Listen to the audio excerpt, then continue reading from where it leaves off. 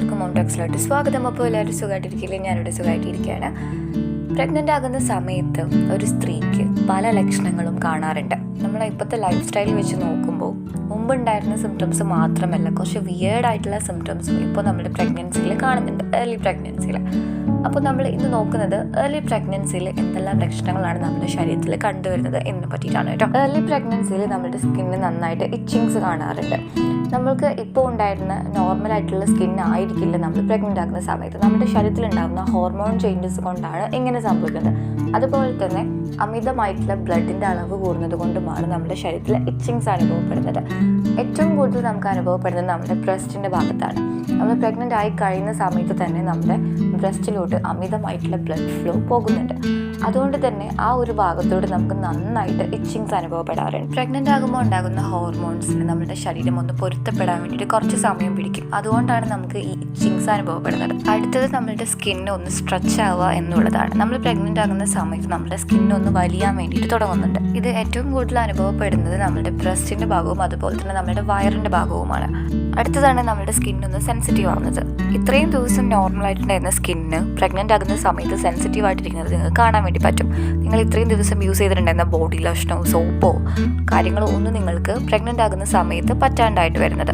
അതുപോലെ തന്നെ ബോഡിയിൽ ആക്നീസ് ഉണ്ടാകുന്നത്, നമ്മുടെ ഫേസിൽ പിമ്പിൾസ് വരുന്നത്, നമ്മുടെ ഫേസിൻ്റെ സ്കിന്ന് ഒന്ന് ഡ്രൈ ആകുന്നത്. പിന്നെ നമ്മുടെ ഏർലി പ്രഗ്നൻസിയിൽ നമ്മുടെ പ്രതിരോധ ശേഷി നന്നായിട്ട് കുറയുന്നുണ്ട്. അതുകൊണ്ട് തന്നെ നമുക്ക് പെട്ടെന്ന് തന്നെ അലർജീസ് ഉണ്ടാകാനുള്ള ചാൻസ് ഉണ്ട്. അതുപോലെ തന്നെ കോൾഡ്, പനി ഇവയൊക്കെ വരാനുള്ള ചാൻസ് വളരെ കൂടുതലാണ്. അടുത്തതാണ് നമ്മുടെ വജീനയിൽ ഉണ്ടാകുന്ന ഇച്ചിങ്സ്. പ്രഗ്നൻ്റ് ആകുന്ന സമയത്ത് സർവിക്കൽ മ്യൂക്കസ് കൂടുതലായിട്ട് ഉൽപ്പാദിപ്പിക്കുന്നത് കൊണ്ട് തന്നെ നമ്മുടെ വജൈനിൽ ഇത് ചൊറിച്ചിലിന് കാരണമാകുന്നുണ്ട്. എന്നാൽ ഈ ഡിസ്ചാർജിന് സ്മെല്ലോ കാര്യങ്ങളോ ഒന്നും ഉണ്ടായിരിക്കില്ല കേട്ടോ. ഇങ്ങനെ മണമില്ലാത്ത ഡിസ്ചാർജ് ആണെന്നുണ്ടെങ്കിൽ അത് നമ്മുടെ പ്രഗ്നൻസി ഹോർമോണുകളാണ്. ഈ വജൈനയിൽ നിന്നുണ്ടാകുന്ന ഡിസ്ചാർജ് നമ്മുടെ വജൈനയെ സംരക്ഷിക്കുന്നുണ്ട്. അതുപോലെ തന്നെ ഈ അമിതമായിട്ടുള്ള ഡിസ്ചാർജിൻ്റെ അളവ് കൂടുമ്പോൾ നമ്മുടെ വജൈനക്ക് ഇച്ചിങ്സ് ഉണ്ടാകുന്നുണ്ട്. ഏർലി പ്രഗ്നൻസിയിൽ ഒരുപാട് സ്ത്രീകളിൽ കണ്ടുവരുന്ന ഒരു കാര്യമാണ് വോമിറ്റിംഗ് എന്നുള്ളത്. കഴിച്ചു കഴിഞ്ഞ സമയത്ത് തന്നെ അത് വോമിറ്റ് ചെയ്ത് പോവുകയാണ് ചെയ്യുന്നത്. ഇത് എന്തുകൊണ്ടാണ് ഇങ്ങനെ സംഭവിക്കുന്നത്? നമ്മുടെ ശരീരത്തിൽ ഇംപ്ലാന്റേഷൻ കഴിഞ്ഞതിന് ശേഷം നമ്മുടെ ദഹന പ്രക്രിയ അവിടെ സ്ലോ ആവുകയാണ് ചെയ്യുന്നത്. ഇങ്ങനെ ആകാനുള്ള കാരണം എന്താണെന്ന് വെച്ചിട്ടുണ്ടെങ്കിൽ നമ്മൾ പ്രഗ്നൻ്റ് ആകുമ്പോൾ ഉണ്ടാകുന്ന HCG ഹോർമോണും അതുപോലെ തന്നെ പ്രൊജസ്ട്രോൺ ഹോർമോണിൻ്റെ അളവ് കൂടുന്നത് കൊണ്ടാണ് നമുക്ക് ഇങ്ങനെ സംഭവിക്കുന്നത്. പ്രഗ്നൻ്റ് ആകുന്ന സമയത്ത് നമ്മുടെ ദഹന പ്രക്രിയ സ്ലോ ആവുന്നത് കൊണ്ട് തന്നെ നമ്മുടെ ശരീരത്തിൽ ധാരാളം ഗ്യാസ് ഫോം ആവുന്നുണ്ട്. അതുകൊണ്ടാണ് നമ്മൾ ഭക്ഷണം കഴിക്കുന്ന സമയത്ത് പുറത്തോട്ട് ഗ്യാസ് തള്ളുന്നത് കൊണ്ടാണ് നമുക്കത് വോമിറ്റിംഗ് ചെയ്യാനുള്ള ടെൻഡൻസി കൂടുന്നത്. നിങ്ങളുടെ പീരിയഡിൻ്റെ ഒരു 2-3 ദിവസങ്ങൾക്ക് മുമ്പ് തന്നെ നിങ്ങൾക്ക് ഇങ്ങനെ തോന്നുകയാണെന്നുണ്ടെങ്കിൽ, നിങ്ങളുടെ വയറ് നന്നായിട്ട് വീർത്തിരിക്കുന്നത് പോലെ ഗ്യാസ് നന്നായിട്ട് അനുഭവപ്പെടുന്നുണ്ടെങ്കിൽ നിങ്ങളുടെ ശരീരം ഒന്ന് കെയർ ചെയ്യുക കേട്ടോ. കാരണം നിങ്ങൾക്ക് പ്രഗ്നൻ്റ് ആകാനുള്ള ചാൻസ് വളരെ കൂടുതലാണ്. ഏർലി പ്രഗ്നൻസിയിൽ ഏറ്റവും കൂടുതൽ വോമിറ്റിംഗ് ടെൻഡൻസി കാണുന്നത് മോർണിംഗിലാണ്. നമ്മൾ ബ്രഷ് ചെയ്യാൻ പോകുന്ന സമയത്ത് നമുക്ക് വോമിറ്റിംഗ് ചെയ്യാനുള്ള ടെൻഡൻസി കൂടുതലായിട്ട് കാണാറുണ്ട്. അതൊരു യെല്ലോ കളറിലുള്ള വെള്ളമായിരിക്കും നിങ്ങൾ വോമിറ്റ് ചെയ്ത് കളയുന്നത്. ഒരു കയ്പുള്ള ഒരു ഫ്ലൂയിഡായിരിക്കും നമ്മൾ വോമിറ്റ് ചെയ്ത് കളയുന്നത്. ഒരു ഐറ്റം ടേസ്റ്റ് ആയിരിക്കും അതിനുണ്ടായിരിക്കുന്നത്. നമ്മുടെ ശരീരത്തിൽ ഗ്യാസ് ഫോം ചെയ്യുന്നതനുസരിച്ചിട്ടാണ് നമുക്ക് മോർണിംഗിൽ വോമിറ്റ് ചെയ്യാനുള്ള ടെൻഡൻസി കൂടുന്നത് കേട്ടോ. പ്രഗ്നൻസിക്ക് ട്രൈ ചെയ്യുന്നവർക്ക് ഡോക്ടേഴ്സ് പ്രൊജസ്ട്രോൺ ഹോർമോണിൻ്റെ ടാബ്ലറ്റ്സ് കൊടുക്കാറുണ്ട്.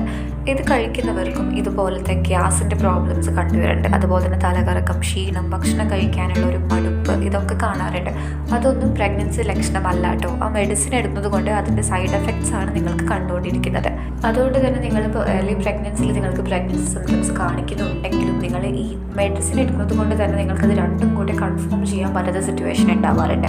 ഇത് പ്രഗ്നൻസി ലക്ഷണമാണോ അല്ലെങ്കിൽ ഞാൻ ടാബ്ലറ്റ്സ് എടുക്കുന്നത് കൊണ്ടാണോ എന്നുള്ള ഒരു കൺഫ്യൂഷൻസ് വരാറുണ്ട്. അപ്പോൾ നിങ്ങൾ എന്തായാലും ഇങ്ങനെ മെഡിസിൻ എടുക്കുന്നവരാണെന്നുണ്ടെങ്കിലും ബോഡി നന്നായിട്ട് കെയർ ചെയ്യുക. പീരീഡ് തെറ്റിയിട്ട് ഒരു 2 ദിവസം കഴിഞ്ഞിട്ടൊന്ന് ടെസ്റ്റ് ചെയ്ത് നോക്കുക.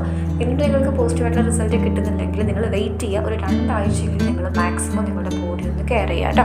ഈ പറഞ്ഞ കാര്യങ്ങളൊക്കെ നിങ്ങളുടെ ബോഡിയിൽ നിങ്ങൾക്ക് കാണുന്നുണ്ടെങ്കിൽ എന്തായാലും നിങ്ങളുടെ ബോഡി ഒന്ന് കെയർ ചെയ്യുക. പീരീഡ് തെറ്റിയിട്ട് ഒരു 2 ആഴ്ച കഴിഞ്ഞിട്ട് ഒന്ന് ടെസ്റ്റ് ചെയ്ത് നോക്കുക കേട്ടോ.